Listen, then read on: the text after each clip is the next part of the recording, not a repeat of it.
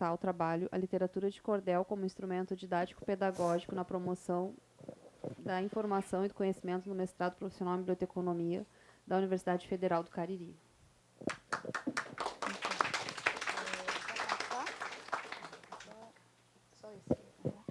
Bem, pessoal, Já está pegando.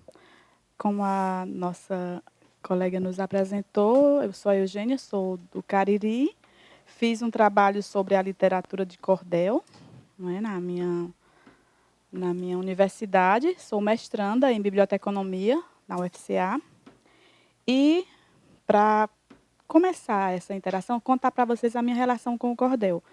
Cariri, o cordel, ele é comum, ele é onde você chega, tem na universidade, na igreja, na escola, é muito comum o cordel no Cariri. E a nossa relação com o cordel começou aos, sei lá, antes mesmo de eu aprender a falar, já o cordel já estava presente, porque a gente já acordava de manhãzinha cedo, meu pai era fã do cordel. 5 horas da manhã ele ligava o rádio. Tinha o rádio, os pássaros começavam a cantar, e aí o seu Eloy Teles, em memória, ele nos trazia a literatura de cordel, trazia os versos populares da nossa região. E isso, acredito que foi ficando na gente, né? Fica na nossa alma. E, a partir daí, a gente também começou a conhecer o Patativa do Assaré. Não sei se vocês sabem aqui alguma coisa sobre o Patativa do Assaré, que é bem próximozinho da minha cidade. Era um agricultor negro, pobre, analfabeto e, acima de tudo, cego. Olha, gente, o Patativa do Assaré era tudo de bom. E a literatura de cordel começar a passar, já estamos na nossa apresentação, né? Ixi, não vai não. Ixi, que chique. Bem, então aqui eu não vou ler essa coisa toda, não vou não, gente. Desculpa aí, mas não tem condição. Preciso falar do cordel. Bem, aqui é só a questão, é para propor, né, a nossa missão. Eu não sou do curso de biblioteconomia como aluna da biblioteconomia. Tenho no coração. Sou professora do curso de letras da Universidade Regional do Cariri. Fui fazer o mestrado em biblioteconomia e quando cheguei lá, minha gente, vocês são show, viu? Parabéns, porque é coisa demais para a gente aprender. Menina, tinha tanta coisa que nos trouxeram para aprender dentro do curso de biblioteconomia que eu, quase aposentada, olha aqui, quase idosa, estou lá no meio do mestrado, um monte de menina aprendendo. Como é que eu vou aprender essa coisa toda? Eu digo, é assim, eu também vou entrar na guerra. Está aqui. Vamos vocês de lá e eu de cá. A questão da interdisciplinaridade, minha gente. Está aí. Eu sou de letras, vocês são de biblioteconomia. Está aí. Então, foi exatamente isso que eu fiz. Eu digo, quer saber? Eu estou lendo esse monte de coisa aqui, eu estou entendendo quase nada. Espera aí que eu entendo já. Peguei, comecei a ler os autores, li, está aí. Eu digo, agora eu já sei o que é que eu faço. Para eu poder memorizar a coisa, eu digo, eu boto no cordel. Eu duvido que eu não aprenda. Tá aí. Li as coisas, tudo que me passaram lá. Vou falar nordestinês mesmo, como o povo fala lá. Li tudo que me mostraram lá, tudo que dizia. Taquei no verso de cordel, comecei a estudar. Gente, eu aprendi. Aí, como eu comecei a pensar nisso, eu não quero saber. Eu vou botar tudo, porque, de repente, as coisinhas que eu estou estudando aqui não foram todas, porque tem umas coisas muito técnicas. Então, diga, o que eu for aprendendo, eu vou botando no cordel, porque pode ajudar mais alguém, por que não? Então, coloquei, ainda fiz 4 cordéisinhos em 4 disciplinas. O povo ficava louco, porque tudo que ele dizia virava um cordel.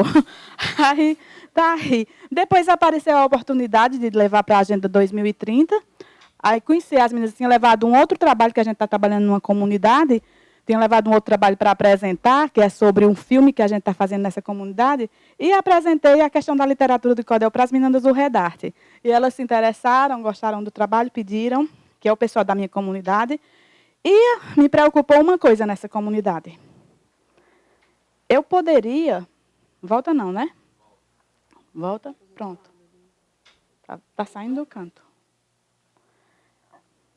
Eu poderia falar para a minha comunidade em todas as, né, assim, as línguas que eu pudesse. Eu poderia falar em inglês, poderia falar em espanhol, poderia falar em português, mas até em português muitos deles iriam ter dificuldade, porque o nosso português da academia não chega muito ao alcance deles. Está entendendo? Muitas vezes é preciso a gente falar a língua deles. E eu queria levar o trabalho que eu vou fazer para eles, para a comunidade, também para que eles me entendessem. Não na língua da academia, mas na língua popular, que é o cordel. Porque o cordel, aqui vocês estão vendo, ele nasceu, não sei se vocês lembram, lá na Península Ibérica, acho que vocês estudaram, né, lá na Península Ibérica, no século XVII. Porém, não ficou por lá, não. Ele veio para o Nordeste do Brasil. No século XIX, ele começou a penetrar na nossa região e chegou lá no Cariri. Foram os portugueses que trouxeram, mas são os nordestinos que dominam, são os brasileiros que amam o cordel. Não é? E aqui no Rio está também muito crescendo. E só que aí muita gente, há uma linguagem popular, uma linguagem do povo, estou nem aí, não gosto disso não. Ó, cordel para lá. O quê? Mas, ficou por aí não. Nosso Patativazinho lá do Cariri, lá do Açaré, ele foi lá para Soborne, na França. Chegou lá, ele fechou, ele arrasou. A Mia Lamé, não sei se vocês conhecem, acredito que sim, ela ama. De vez em quando ela vai para o Cariri. A partir daí ela começou a trabalhar com cordel. Temos a Cláudia Regiane Pinheiro, que também é do cordel na região. E essa coisa do cordel ganhou academia. Então, o cordel no Cariri não é mais aquela coisa popular, não. Chegou no século XVIII, ele começou a penetrar. Século XIX, o padre Cícero Romão Batista, não sei se vocês já ouviram falar, e o Lampião, cangaceiro da peste, menino, caba valente. Rapaz, os dois foram motivos de fala no cordel popular, porque a história de vida de ambos conquistou o povo. Levaram a história do Patativa e levaram a história do padre Cícero para a rua. Então, todo mundo falava dessas histórias, a vida deles na literatura do cordel. Mas, era o povão falando, né? Mas aí, de repente... Passou? E ótimo. Está aqui, olha. Está vendo os dois aí? Olha que massa. Esse velhinho aí, né, o padre Cícero, ele fechou, arrasou na nossa região, fez história, ele fez o Cariri crescer. Juazeiro do Norte, se vocês não conhecem, conheçam, porque vocês vão conhecer, a partir da história desse homem, vocês vão conhecer um Juazeiro diferente. E o cordel, na história deles, até hoje, ele começa a mudar, né? Porque a nossa amiga me disse que na quinta-feira o cordel foi considerado patrimônio cultural e imaterial, né? Pronto, eu estava por aqui, nem vi, mas estou louca para ler essa reportagem. Bem, gente, então, diante dessa importância do cordel, cada vez que eu aperto, acho que eu aperto ligeiro demais. Cadê? Aperta, por favor. Bem, gente, aí diante disso, eu comecei a visualizar, fazer os meus trabalhos e vi essa questão interessante. Quer dizer, eu lia toda a literatura, a questão filosófica, uma questão que não seria acessível para todas, porque tinha umas leituras assim bem pesadinhas mesmo. Mas aí a gente colocou em cordel e, quer dizer, uma pesquisa qualitativa, bibliográfica, foi realmente uma pesquisa. E se transformou nesses cordéisinhos que vocês, pode passar, que vocês viram aí. Então, pode passar aí, é só discurso. A gente pegou, digamos, cultura e religião. Vocês sabem a questão da cultura, a questão da religião. Muitos autores falam, principalmente na ciência da informação. A gente tem na psicologia, temos nas ciências sociais, a gente tem o Bauman que fala. Então, esses assuntos aí, a ética na filosofia e no trabalho, memória e identidade, e até mesmo a questão da investigação científica, que era a disciplina. Eu digo, e agora, o que é que eu vou fazer com esse negócio? Eu digo, quer saber, dá para fazer cordel também. Aí eu juntei aqui. Aí eu digo, eita, vai ter esse evento. E o que é que eu vou fazer nesse evento? Aí eu li a número 1, a número 2, tudo aqui dá para fazer cordel. O que eu estou dentro. Aí fiz o trabalho para trazer para o Redarte, porque eu acho que o cordel, a gente poderia levar tudo isso aqui, ajudar a Agenda 2030 com todos esses assuntos e levar para o povão, levar para as pessoas. Por quê? Porque o cordel, ele fala em todo o ambiente. Ele fala na universidade, ele fala na rua, ele fala na praça, ele fala lá na favela, ele fala no centro da cidade, ele fala em todo lugar, porque ele é colocado na língua do povo, na língua que a gente quiser. Se a gente quiser que ele fale, né, bem correto, erudito, ele vai falar. Se a gente quiser que ele fale bem simples, ele vai falar do jeito que nós quisermos, está entendendo? Então, por que não? Então, o primeiro deles foi essa ética na filosofia e no trabalho. E aí, nas primeiras tentativas, eu entrei como aluna especial no mestrado, a minha mãe tinha adoecido, não deu para participar do programa. Então, eu digo, não, mas não vou perder, não, vou entrar assim mesmo. E aí comecei, e a luta por títulos, né? Então, eu disse, quer saber, eu vou fazer palestra, vou fazer tudo. Levei esse cordel para palestra na universidade. E aí, o que é que aconteceu? Feliz. Porque na primeira palestra que a gente fez, a gente foi convidado pela prefeitura da nossa cidade para apresentar. Apresentamos na universidade. Dentro da universidade tinha umas pessoas. Uma professora de uma universidade já gostou, adotou para a disciplina dela, esse ética na filosofia no trabalho. Diga aí, então tá bonzinho, não é? Se a professora gostou, ela entende da coisa, tá bonzinho. E aí, daí saíram outros. Pode passar, por favor. Daí, quando eu vi, quer dizer, dentro da questão da informação, a importância da informação dentro da Agenda 2030, o que é que vai acontecer? A informação ela pode ser repassada dentro do cordel. Isso aqui são 2 versinhos do nosso cordel, a gente colocou, olha, todo mundo é interligado, hoje tudo é virtual, o tempo e o espaço não parecem mais real. A distância que separa está ao alcance da mão e transforma-se em segundos graças à informação. As mudanças que ocorrem são em termos mundial e desalojam no planeta o sistema social. Ou seja, a informação ela muda tudo. Hoje tudo é globalizado. Não é? Você sabe que não tem mais cultura pura. Que é? A gente está aqui, de repente você está aqui, não sei, a menina está com a sandália daqui do Brasil, um colazinho que foi feito em outro lugar, fala que a gente fala umas palavrinhas em inglês, em espanhol, aqui, né? Cultura toda misturada. Quer dizer, então a informação é isso. A gente leva a informação para todo canto, ó, bum. Vocês não precisam dizer. Vocês são da ciência da informação. Para que eu estou dizendo? Estou ensinando para nossa vigária, né? Não pode, não. Aí tá aí, gente. Ó, o registro da cultura, da memória e da identidade, a gente traz também para aqui, para dentro do cordel. Então, aqui é um outro versinho, a gente continua, né? O registro da... Opa!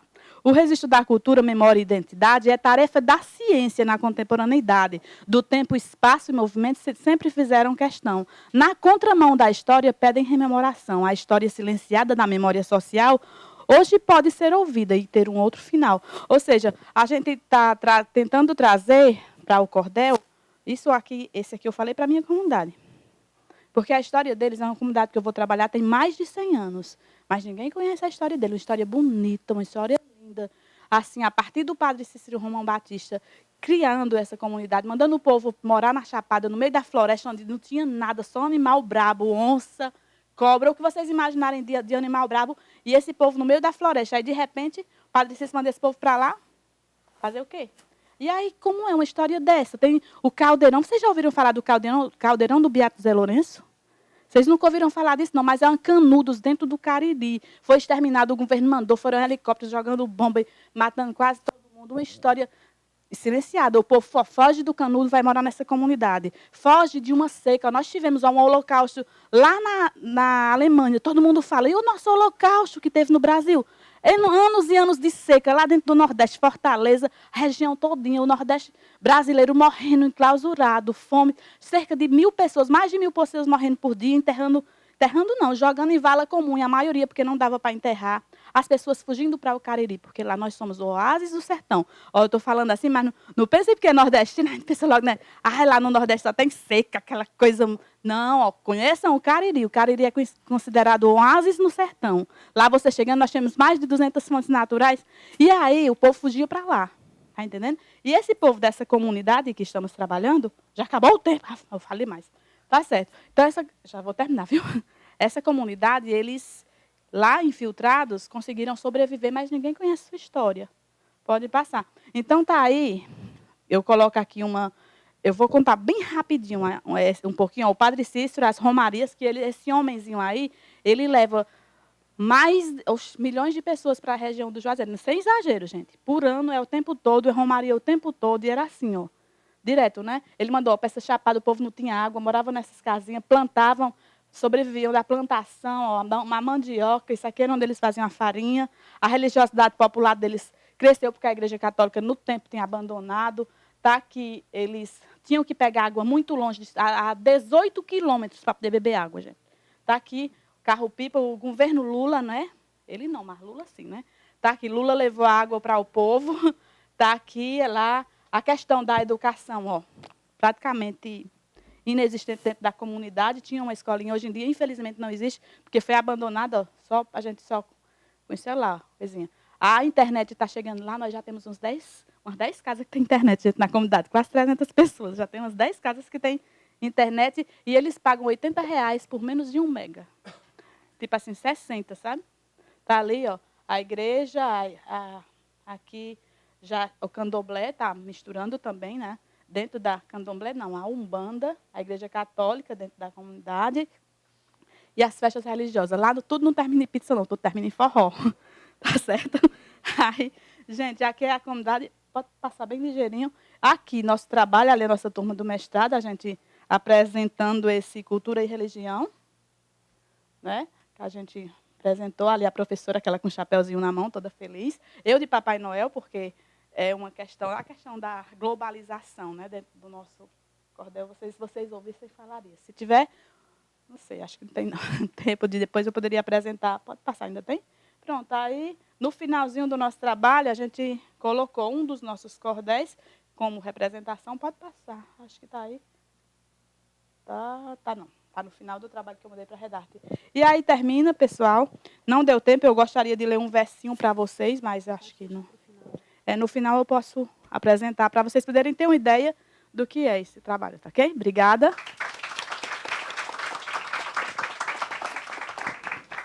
Parabéns pelo trabalho, Francisca. Eu vou convidar agora a Tânia Dombi para apresentar o trabalho de ponto às pontas, Centros Culturais Paulistanos e Cultura da Informação em Arte.